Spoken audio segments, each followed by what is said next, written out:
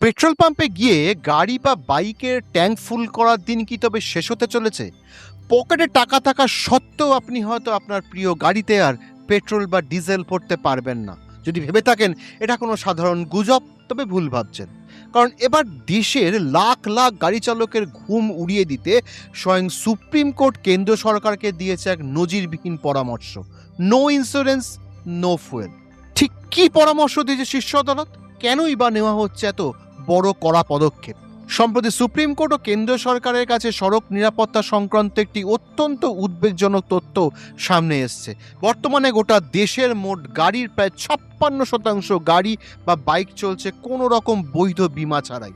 ভাবতে পারেন, রাস্তায় চলা অর্ধেক বা তারও বেশি যানবাহনের কোনো বীমা করানো নেই। পথ দুর্ঘটনার পর ক্ষতিগ্রস্ত ব্যক্তি বা পরিবার যাতে সঠিক ক্ষতিপূরণ পায়, তার জন্য ইন্স্যুরেন্স অত্যন্ত জরুরি।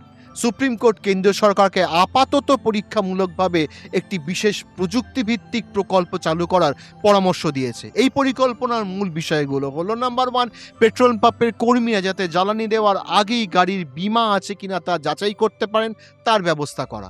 নাম্বার 2, যদি পাম্পের কর্মীরা দেখেন কোনো গাড়ি বা বাইকের বৈধ বীমা নেই, তবে তারা সেই গাড়িতে পেট্রোল বা ডিজেল দেবেন না।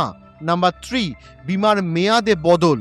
বর্তমানে নতুন ব্যক্তিগত গাড়ি কিনলে 3 বছরের থার্ড পার্টি বীমা বাধ্যতামূলক, কিন্তু শীর্ষ আদালত বাইকের ক্ষেত্রে এই বীমার মেয়াদ 5 বছর থেকে বাড়িয়ে 6 বছর করার প্রস্তাব দিয়েছে, যাতে বাইক চালকদের বারবার রিনিউ করার ঝামেলায় পড়তে না হয়। শুধু পাম্প নয়, এবার নাকা চেকিং বা রাস্তার মোড়ে দাঁড়িয়ে থাকা ট্রাফিক পুলিশ আধিকারিকদের হাতে এমন একটি বিশেষ ডিজিটাল ডিভাইস বা স্ক্যানার তুলে দেওয়ার পরামর্শ দেওয়া হয়েছে, যার মাধ্যমে গাড়ির নাম্বার প্লেট দেখা মাত্রই মুহূর্তের মধ্যে জানা যাবে সেই গাড়ির বীমা চালু আছে নাকি মেয়াদ শেষ হয়ে গেছে। ফলে ট্রাফিক পুলিশের চোখকে ফাঁকি দেওয়া কোনো মতেই সম্ভব হবে না।